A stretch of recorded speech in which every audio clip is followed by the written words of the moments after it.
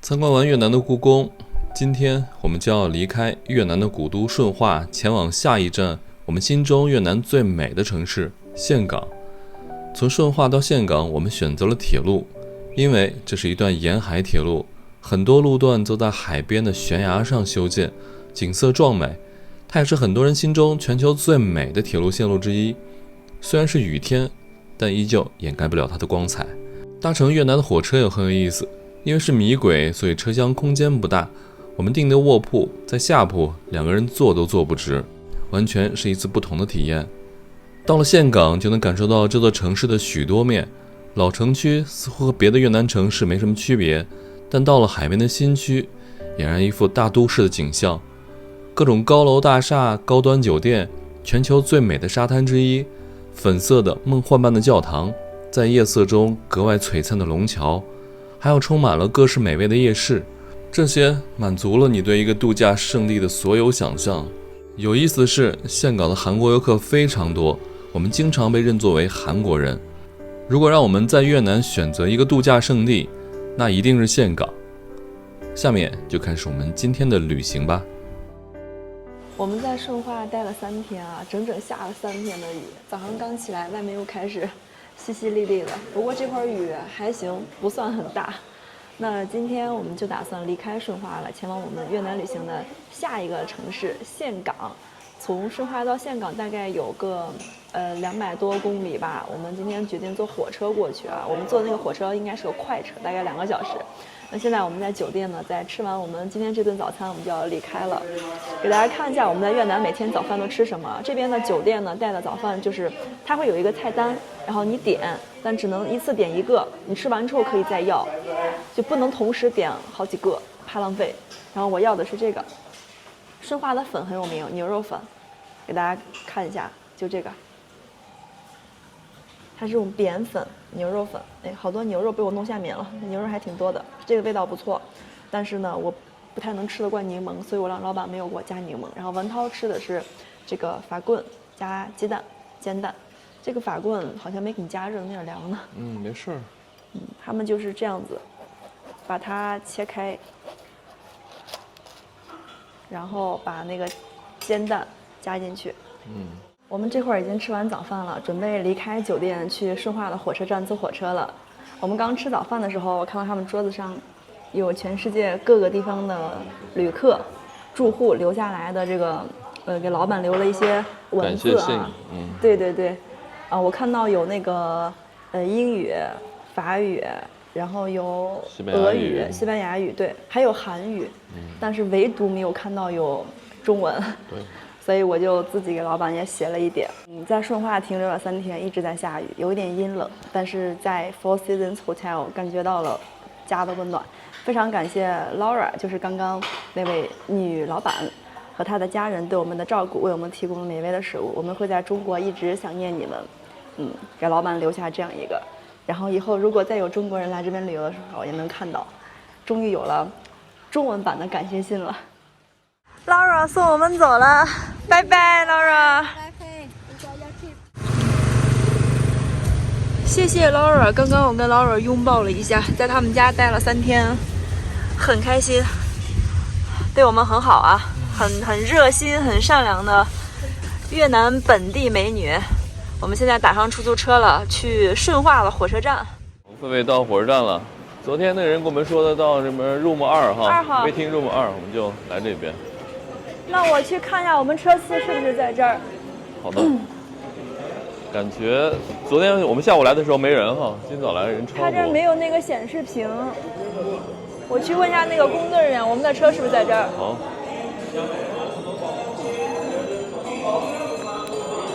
Hello， I see one. Over here. OK, thank you.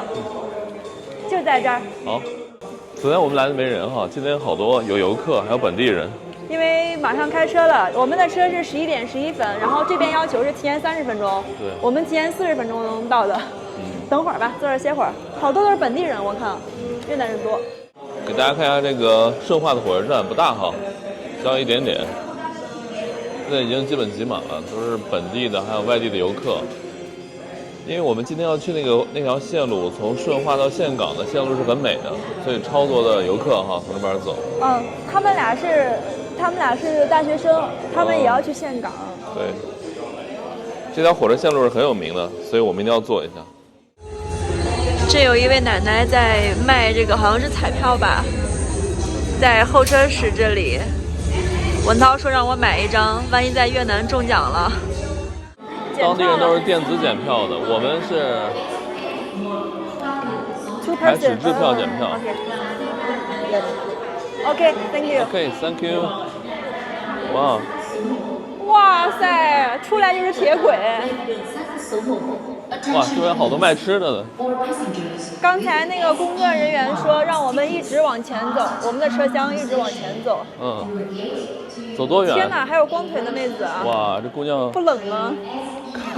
看着不冷的样子。我发现一个特点哈，就越南这边火车站里面小卖部特别的多哈。咱那里面就几个推车，他们这里面哇。顺化这个火车站挺好的，一进来这边小卖部呢，然后这边还可以在这边坐着等车，而且它这个铁道离这个黄线这边感觉超近，一步跨就跨过来了，一步跨，好近呀！我们俩刚刚上来的时候，发现它这边呢，火车站好像是没有安检的，并且呢，那个票我们买的时候是需要拿护照买的，买完之后呢，其实好像我们给别人用什么的也没关系，因为那边检票的时候只是看你有票。就可以上，正好是这个车次 S11就可以过来。是，但是实际上谁在用就不确定。不过我不知道一会儿我们上车后有没有就核对这个票和人一致的啊。目前看来呢，还是好像是半实名制这种感觉。而且呢，这边整个车站的铁轨比较少，一般就4条，看这2条应该是客运，那边2条是货运。对，那边应该是货运，挺窄的。而且我们在越南建了好几个这种火车站。没有一个是需要安检的。我刚才问那个我们遇见那个学生小哥哈，问他有没有 security check， 他说他没见过有的。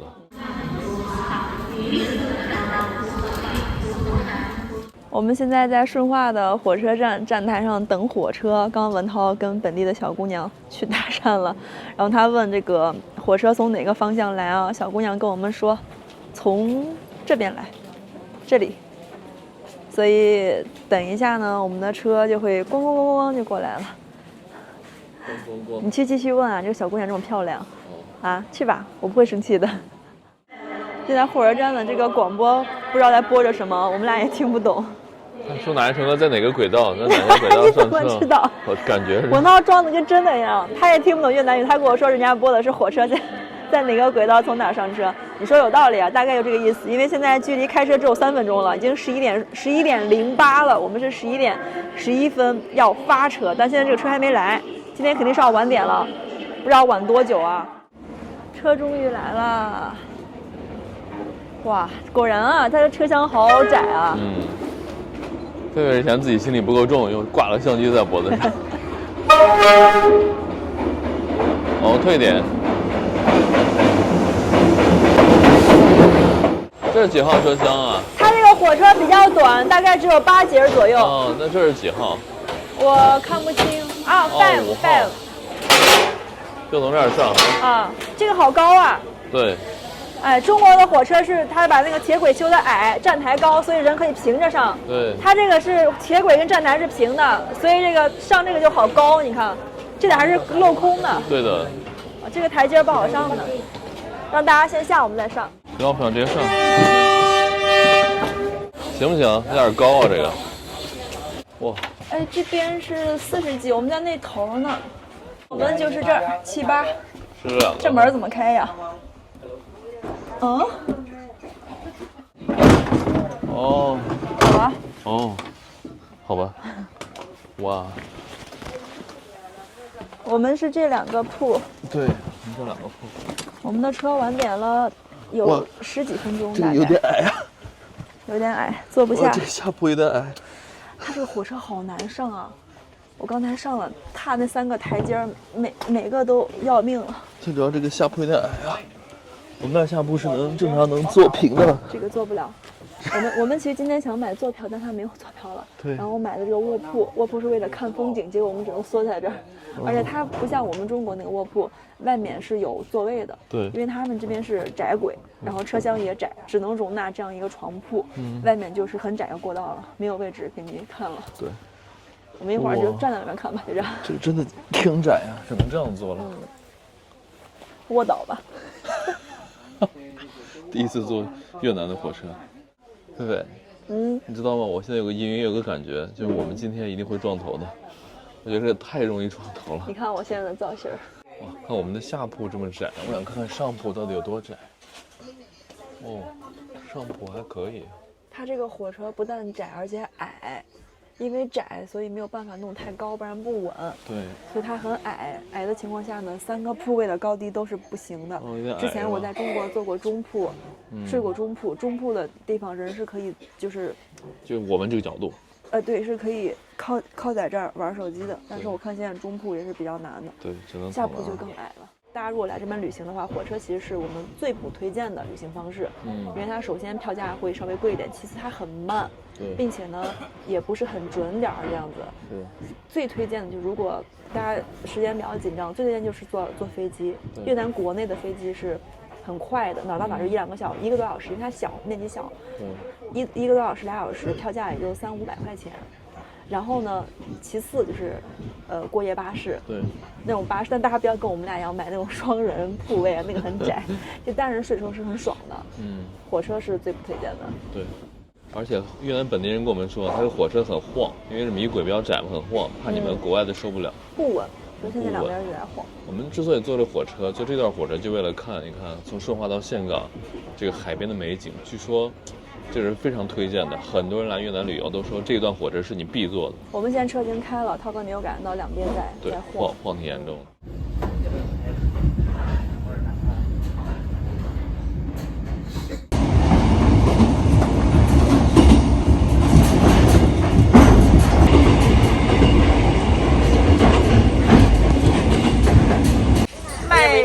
零食的来了啊，卖饭的，盒饭，这个不知道是什么，是粉还是啥？火车上的小车过来卖东西了，看看各种饮料、可乐，下边还有零食。这是辣条吗？这好像是那种牛肉干吧。上面还有一个桶，不知道是什么。不知道是不是咖啡或者是汤啊？我现在去找一下洗手间在哪里。越南的这个火车卧铺硬卧车厢啊，跟我们中国一样，也是上中下3张床铺，一个包厢里面是有6张床的，这边也是3张。只是呢，他们这个硬卧也有一个门封起来了，封闭式的，跟我们中国软卧一样。我们现在往尽头的方向去走一走。这里是一个洗手池和镜子，这个好像是一个干手器，在这儿可以洗手，然后再去看一下这边有一个洗手间，现在是这是中文没有人，进去看看。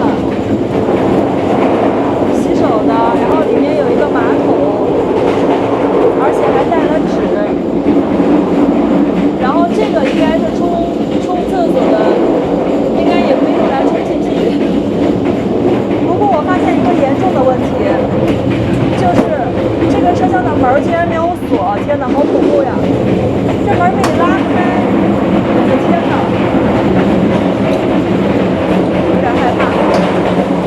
大家有没有发现，越南的这个火车它的晃动非常厉害？看地上，因为它轨道比较窄，不是特别稳那种。睡卧铺车厢的时候还是挺受罪的。车厢的这一头是有这个开水提供的，现在没烧开，91.7，差不多。除了厕所的中文，这边的仪器上面也有中文。压力表上面写的是杭州冠山仪表有限公司。这卧铺实在是太矮了，然后我狒狒现在就已经躺这边了，狒狒也躺这儿了，躺这儿感觉怎么样？躺着还行。我俩根本坐都坐不起来，只能躺这儿了。旁边的叔叔和阿姨带了好多好吃的，也没给狒狒要分一些。阿姨没有要给我的意思。阿姨看着狒狒，叔叔也看着我，觉得这两个人好丢人。是猪肉吗？猪肉是猪肉。看起来好香呀，是红烧肉。烧肉。好黑呀！好刺激啊！海边怎么还有隧道呢？有山。这边岘港附近很多山的。啊，你现在拍我啥也拍不着吧？可以，挺清楚的。哇，出来了，出来了！哦，我们什么时候能看到海呢？今天没有想到，我们快到岘港了，走了一半了，快，还是这种天气，呀，很讨厌。阿姨说她今年都63岁了，我说阿姨看起来很年轻，一点也不像60多岁的。你再跟我教一下你好漂亮怎么说？班山大夫。班山大夫。姐姐很漂亮，阿姨应该叫阿姨了，63岁。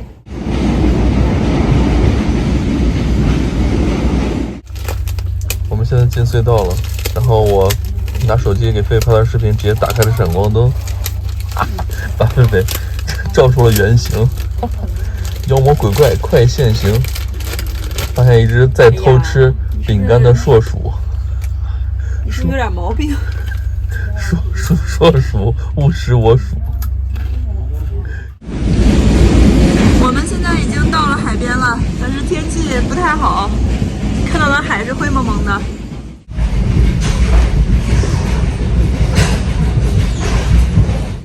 哎呀，今天天气真是太不好了，没有想到啊，我们最美的这一段，看沿海的铁路，对，看到的是这种灰蒙蒙的场景。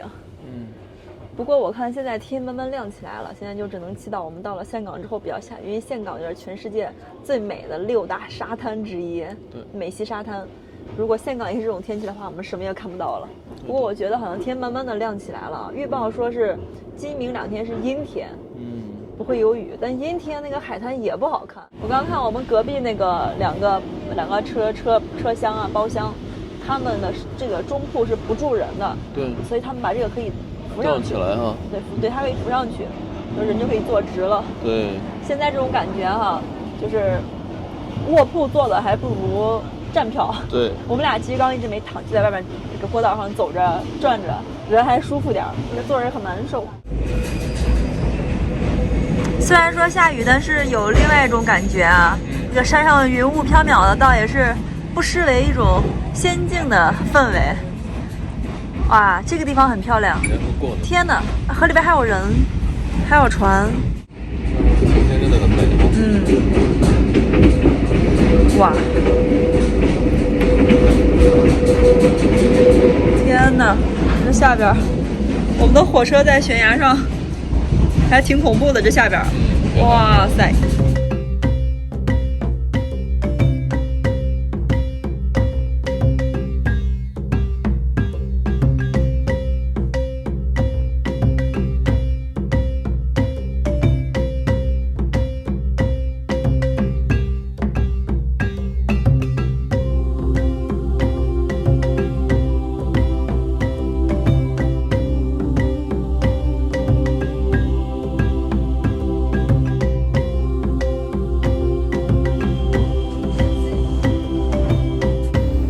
我们这趟车啊是挺慢的，90多公里一共，要2个多小时，平均时速不超过50，然后中间停了有刚已经是第3次了，对，就经常临时停车。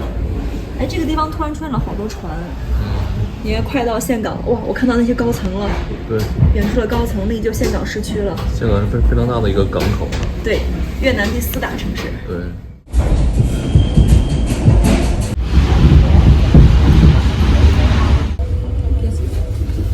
马上就要靠站了。哇，狒狒刚才又撞了一下，嘣一声。今天一共在这撞4次。我还没撞1次，你把我2次匀走了，挺好。因为在中国坐卧铺之后，你没有这个习惯去注意头顶是撞不到的。我们马上就要下火车了，这位就是我们在火车上认识的新的印度朋友。Hello, I'm making video. Can you say hi to my friends? Hi. 那个售票员刚才给我们提醒，说是要下车了。大囊到了，大囊就是岘港的意思。大郎起来喝药了。大囊不是大郎，大囊。他们这边发岘港就是大囊。我们第一次来这儿，因为别的音都跟汉语很像嘛，就这个大囊跟汉语完全不一样。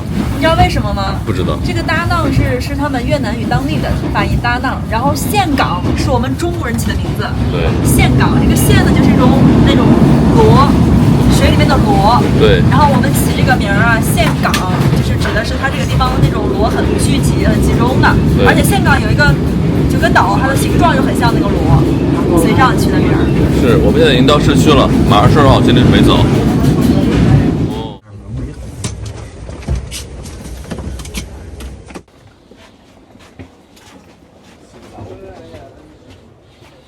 大囊站。哇，下面还有好多游客上。哇哦。小心点哦。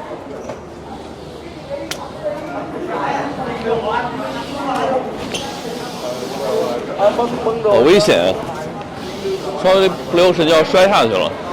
哇，我好开心啊！我们终于到大囊了。哇，这边火车站啊，到处都特别有意思，全是这种小卖铺。哎，是我们的印度朋友，拜拜。拜拜。拜拜。What's your name, brother? Alex, Mia. 拜拜。Enjoy. 哎。这儿吗？对，这儿出。这没有检票的环节，所以呢，我们通过这次在越南坐火车的旅行，可以得出个结论：这边的票只是买的时候需要那个护照，坐车时候不会看你的任何证件。对。所以其实它不是实名的。厕所好 open 啊。No, thank you. 一出来就是要不要打车？哎，岘港暖和多了，我现在穿这个有点热。大家看，岘港本地人都是短袖还有拖鞋。是。这是岘港火车站，看那个“嘎”就是站的意思哈。对。嘎大囊，就是大囊站。嘎会，嘎囊场。岘港站。哇，这个人好高呀！他真的好高啊！哇，感觉他有3米了。对，我也觉得。他好高啊！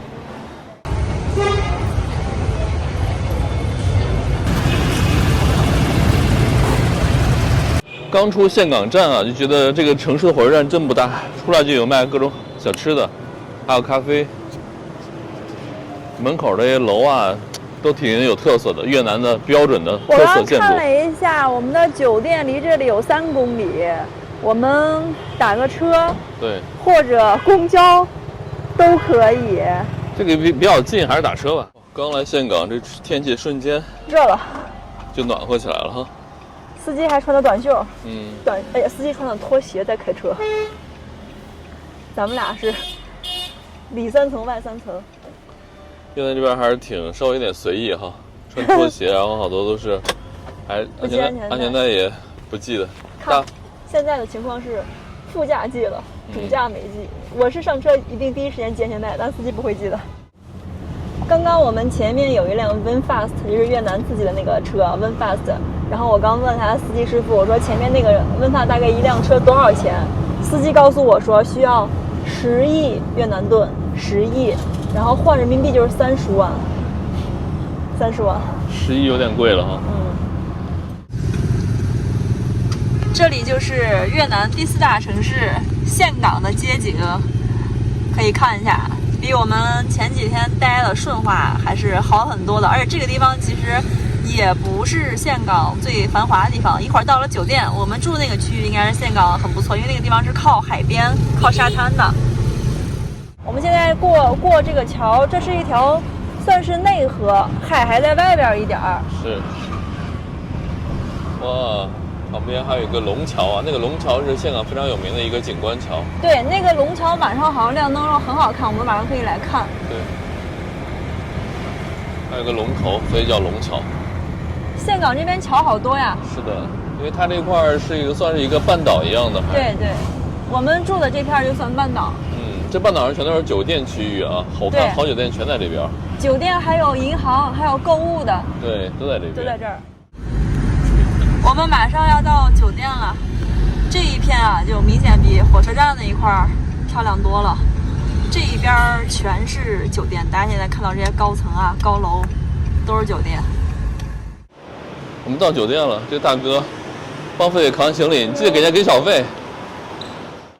我们终于到岘港订的酒店的房间里面了。刚刚那个小姑娘啊，她陪我们上来，给我们这个打开房门的时候，她一定要帮我提我的那个超大那个背包，我实在不忍心。那个小女孩好瘦啊，越南女孩都好瘦呀，她看起来那个胳膊还有那个腰都好小，我感觉她拎不动那么大的包啊。那女孩就态度很好啊。这就是我们在岘港住的房间，我们暂时订了2天，如果后面还需要再订的话，我们再去续住。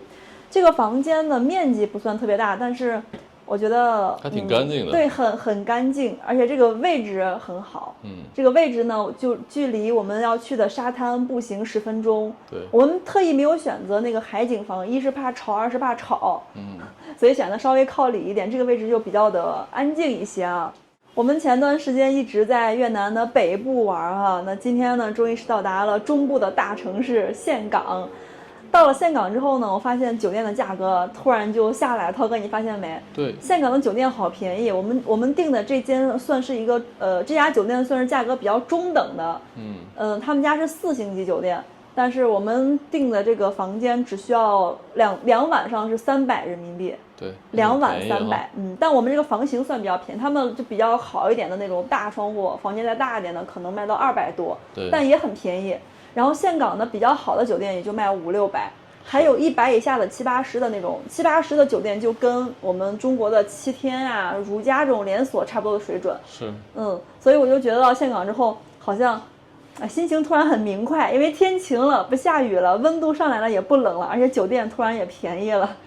我们现在就收拾一下东西，然后放下东西，等一会儿我们俩出去吃一顿好的。岘港这个。那个周围的商场什么都很多啊，我们可以吃到各种各样不一样的，像西餐啊，甚至还有中餐，我们去找找啊。我们今天到了岘港的酒店之后，下午特别累啊，在房间里休息了一下午。现在是晚上的6点半了，我们出来吃饭。听说啊，岘港有一个很著名的夜市叫山茶夜市，离我们酒店大概是1公里，走路15分钟。我们俩刚刚是步行来到了这个夜市，我们去看看啊，岘港的夜市有什么好吃的。这个就是惠安的那个灯笼啊。对。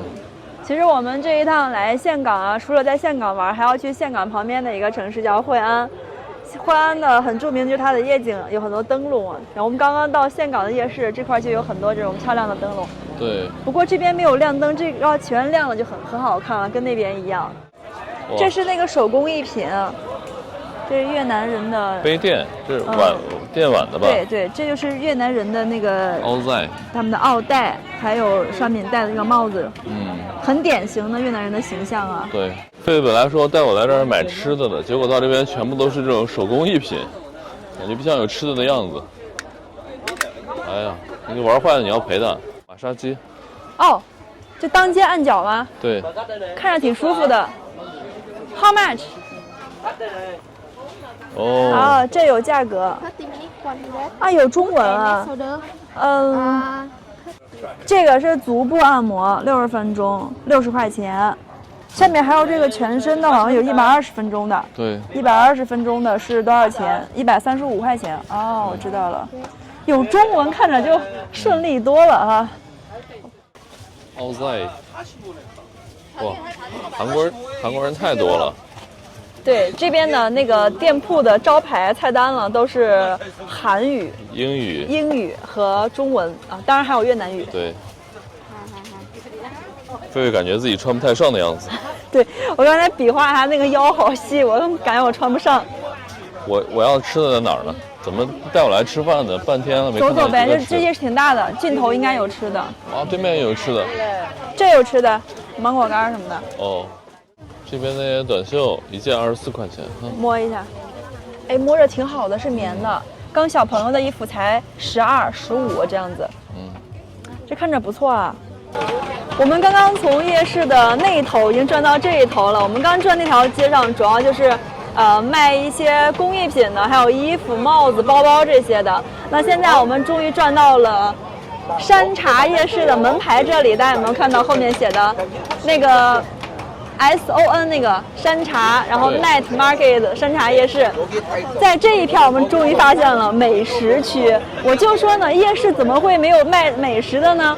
然后从这儿开始啊，这一大片全是好吃的。我们现在去开始今天晚上的重点啊，就是夜市觅食记，冰淇淋啊，厉害！厉害炒冰，炒冰，哇，他们这还有，你看，从这个位置就可以看到，上面是英文、韩文、中文和越南语，对，3万就是9块钱，我不想吃冰的有，点凉是吧？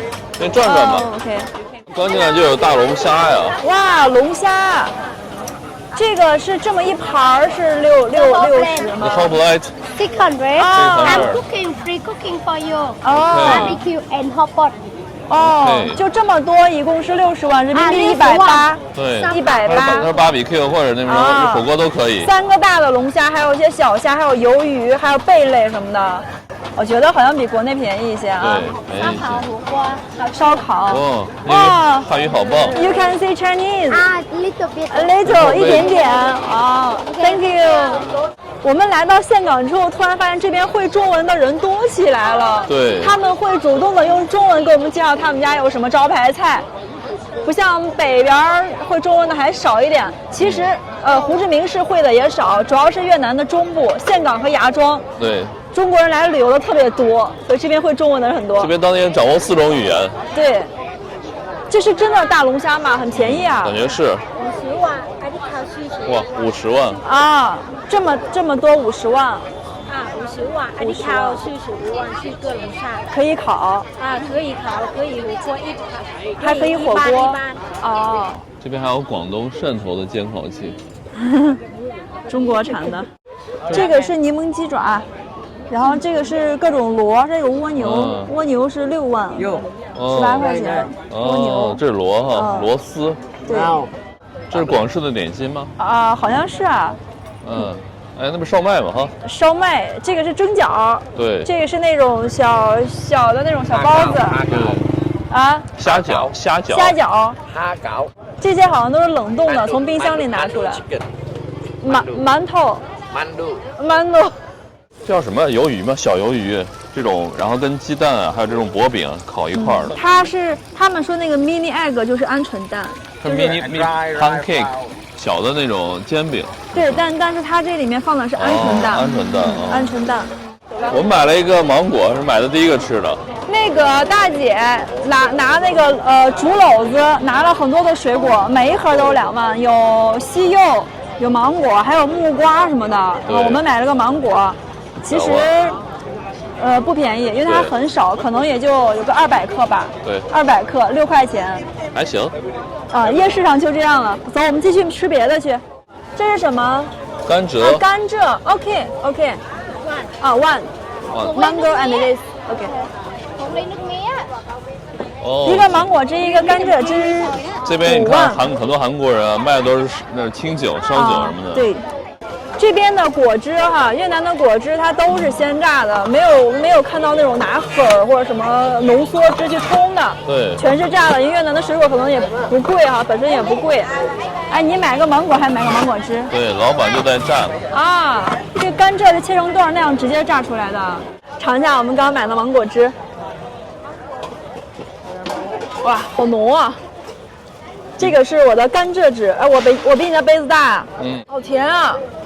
它放什么了？这个好好喝呀，它就是纯的甘蔗汁，然后里面加了几滴柠檬，但这个好好喝呀，就跟我们平时吃的甘蔗有时候有点涩，还是那种特别甜的。对好，我们再买点别的吧。这是虾煎饼。对，那边是煎章鱼，哦，就你要的这个。 15块钱6个。对，10块钱6个小章鱼。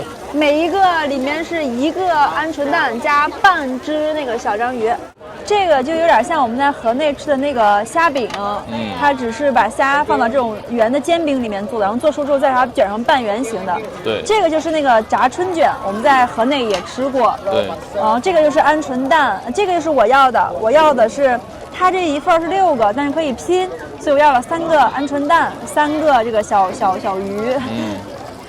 这个就是那个糯米饭应该。哎，对对对，他们拿这个粽叶什么包着的，这个一块儿是7块5，一块还挺贵的啊。我们的已经装好了，我们打包去前面的那个摊位再吃。Thank you。啊，哈哈 Thank you， 拜拜。这就是我们今天点的这个 BBQ 玉米，这是一块猪肉、鸡腿，这也是猪肉，这个是牛肉裹的金针菇，每串都是人民币9块钱。这个玉米也是9块钱。我们还要了一个紫菜包饭，它这边是拿这种炭火在烤的，哎，看起来挺香的。这个就是法棍，面包里面会加一些香茅草啊什么的，再加点肠或者肉或者蛋什么的。是当地人的主食，也会烤一下去加热，然后刷点香料什么的。我们旁边桌子上2位是老挝美女，然后这位是中国东北的帅哥啊，他在路上认识了他们2位老挝美女，然后他们3个在一起玩，一起吃饭，在吃火锅。然后看一下我们今天晚上吃什么。这个就是我们刚刚打包过来的那个。这个是多少钱来着？13块5，好像是4万5，13块5。这就是米糊上面放的鹌鹑蛋，这米糊上面放的这个小鱿鱼，然后这是给我们配的这个蘸汁儿。它这个米糊咬的比较厚，边上的是炸脆，但里面还是糯糯的、软软的，还流汁那种感觉。再配上一个这种蛋，很好吃。再吃这个，你看鱿鱼和那加一块吃，感觉应该贼爽。这个好像已经掉下来了，分离了。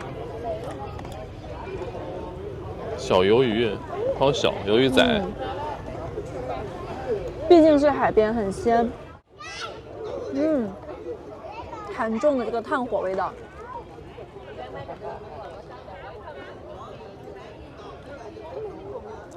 不是太好咬，好像只有一点点的盐，别的什么材料都没有，就是食物的原味儿。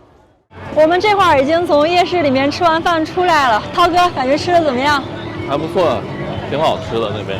对，我们最近在越南这边啊，除了在河内吃了2顿大餐，其他时间都在吃小吃，还有粉什么的。今天晚上我们吃了好多肉，而且这个夜市的物价还可以。我们吃了那么多，喝了3杯果汁，然后吃了那么多的那个小鱿鱼，还有那个小鹌鹑蛋，还有那么多的肉、牛肉、鸡肉。还有这个是紫菜包饭什么的，我们一共才花了100块，整100块，我觉得还挺划算的。他说我们明天可以继续来这个夜市去吃那个大龙虾，你觉得怎么样？对，据说可以当火锅吃啊。对，那个龙虾2个人吃下来也不到200块钱，我觉得还挺划算的。那现在我们就出发去岘港很有名的龙桥，前面马上就到岘港的龙桥了。这个龙桥啊是世界上最大的龙形桥，它下面那条河叫做。英文叫 Han River， 然后中文翻译过来叫汉江，就跟我们陕南那个汉江字儿是一样的。这个龙桥啊，听说晚上还会有喷火表演，但是不知道我们现在来这个时间点怎么样啊？先去看看吧。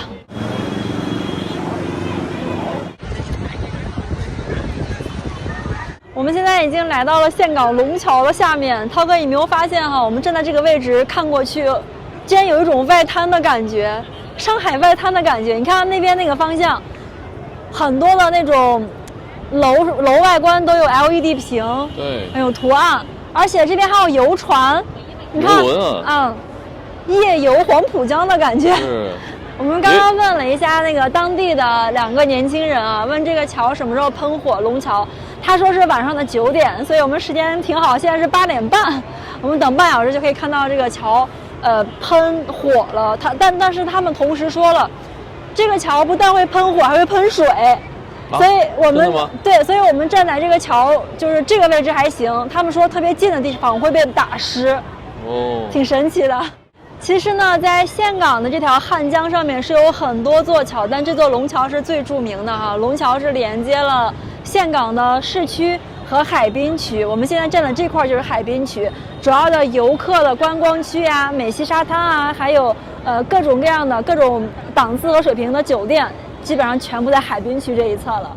我们等了1个小时，终于等到龙快要喷火了，现在是8点59，半个小时。半个小时。哇，这个龙啊，现在变成蓝龙了，刚才拍的时候还是金龙。它还会变成绿色和红色，这个龙会一直在变颜色的。真的绿色。对，现在已经是9点过5分了，我们在这块等了半个多小时了，一直没有等到龙桥喷火。然后我们刚刚问了一下旁边的这位圣诞老人，圣诞小哥哥，他是在这边长期卖东西的小商贩，然后他就比较了解啊。他说这个桥呢，只有在每周六和周日的晚上9点会准时喷。大家记住这个时间啊，以后来岘港旅游不要错过每周日和周六的晚上9点。然而呢，今天是星期一，我们在岘港准备待4天，对，也就是说呢，直到我们离开，我们都看不到喷火的场景了。大家好，我是狒狒，我们正在背包环游东南亚。现在呢，我们来到了越南第4大城市，也是越南中部最大的一座城市岘港。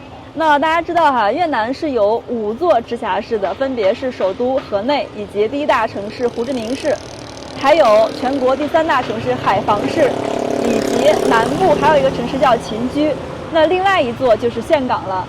那作为越南的第4大城市，岘港是拥有着113万人口的。虽然说在越南岘港算很大的一座城市哈，但是呢，比起来河内、胡志明还有下龙湾以及中国游客经常去的芽庄，可能岘港的名气不是那么大。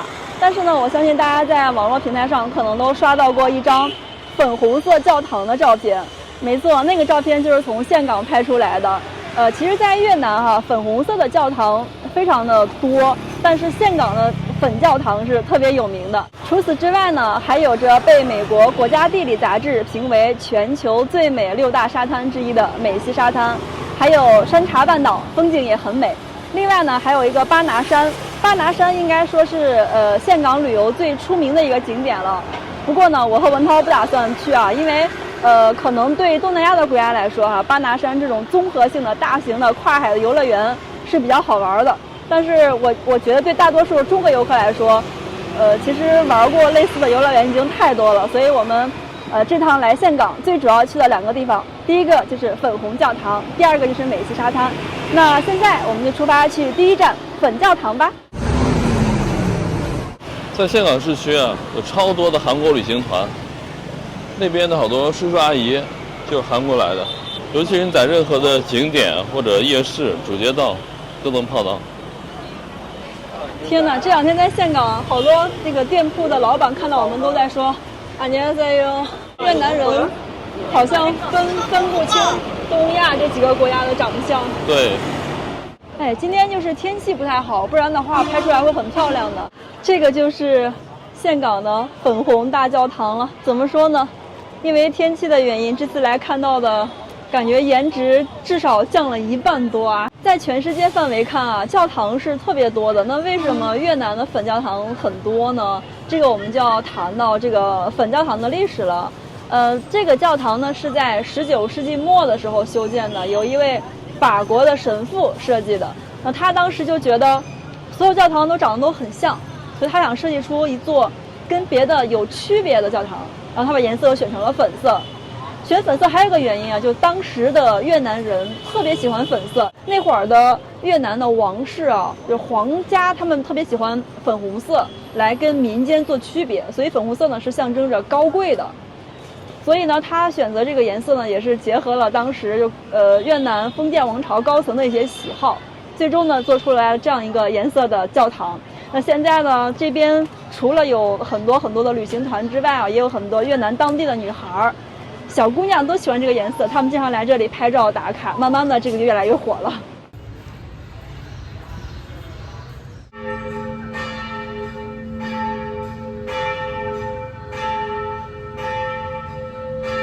我们刚刚从岘港的粉红教堂出来，在教堂旁边的 ATM 机上取了点钱。这次我们来到越南之后哈，除了在河内的 BIDV 我们取到了现金之外啊，在其他城市的都没有成功的取到现金，包括我们刚刚去过的顺化的 BIDV 取不出来，岘港的 BIDV 取不出来。刚刚我们换了一家银行叫VOT Bank， 这个银行在越南也很大，而且呢，他们家跟 BIDV 一样也有中文的界面。刚我在这儿是成功的取到钱了，用我的银联卡。真的是应了那句兜里有粮心里不慌。那现在我们就出发，我们在岘港的第2个景点美西沙滩，从粉红教堂过去还有一段，我们决定叫个 Grab 吧，坐车过去。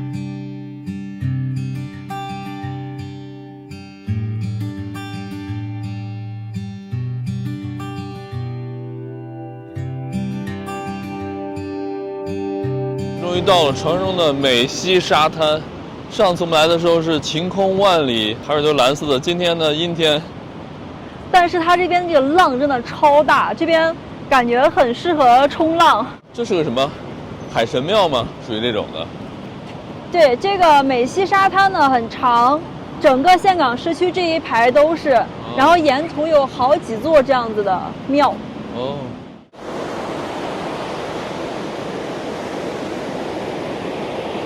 这里就是美西沙滩了，全球50个人生旅游必来地之一。因为天气的原因呢，大家现在从镜头中看到的画面可能灰蒙蒙的，但是呢，我们俩现在肉眼可见的这个范围内啊，景观还是非常壮阔的。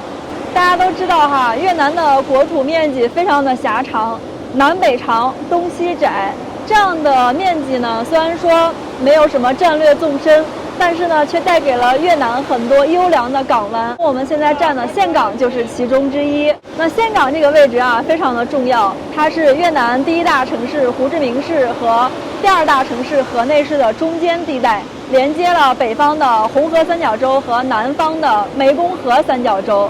可能大家看我们现在站的这块沙滩上波涛汹涌的，但其实呢，岘港这里有一个非常优良的军港，位置大概在我指的这个方向。那边就是山茶半岛啊，半岛上有一个，我们等一下给大家拉一个近的镜头，可以看到那儿有一个菩萨的一个雕塑。然后在山茶半岛的后面就是军港的位置了。刚才我正在说话的时候，被一个大浪打上来了，这会儿正在涨潮，这个浪是一浪高过一浪。现在呢，浪花感觉离马路已经特别近了。那刚刚呢，我们说到哈，那个位置是山茶半岛。那我们从顺化坐火车过来的时候，路过那片风景特别美的有一个山，那个山叫五行山。那么在山茶半岛和五行山中间啊，是有很长的一段风平浪静的港湾的。那段呢，不但这个沙滩很长，而且呢，主要是比较的平静啊，所以那块就历史上一直都是很优良的港湾。那岘港的历史呢，其实是比较曲折的哈，在19世纪的中期，先是法国占领了岘港。然后到了2战时期，日本又占了这里，但是到1947年的时候，法国又重新打回来，又把岘港重新据为己有。时间来到了1965年，当时的美国也是在岘港这里建立了自己的空军和海军基地。然后是到了1979年啊，苏联也是在岘港这里取得了驻泊权，将这里也作为自己的军事基地。那刚刚我们在市区里转的时候，还看到了现在的俄罗斯的国旗以及俄罗斯海军的一个标志，就在岘港的市区里。我还记得我们第一次来岘港的时候，然后我还不知道岘港的名字叫什么，我跟人家说就叫岘港，发那个仙杠，别人听不懂，为什么呀？这感觉很奇怪哈，因为别的地儿，你像我们去河内哈，对，感觉都说的类似。你就说中文的河内，大家也懂啊，因为中文的河内和越南语的 Hanoi 就有点像，是吧？嗯。而岘港它其实在历史上啊，很长一段时间是作为占婆国的发祥地的。那越南语中呢，岘港其实是叫做达囊，是吧？对，达囊。达囊的发音就是从占语中发展来的。那现在我们中国人习惯叫它岘港，这个岘港是只有华人会叫它岘港，因为呢，在很早之前呢，岘港周围有一个岛屿，它的形状就特别像那个县。所以最早来这儿的华人就把岘港叫岘港，这也是为什么大家看这个海防啊、河内啊、芽庄呀，他们的越南语发音和中文发音是有类似之处的哈，但是岘港就完全不一样。我跟狒狒本来今天打算是去昨天那个夜市吃龙虾的，但是呢，今天狒狒在海边的时候被浪拍了一下，拍到鞋了，跑得不够快啊。我的那个鞋湿得特别严重，我回去把鞋脱了，里面抖出来好多海水，还有沙子。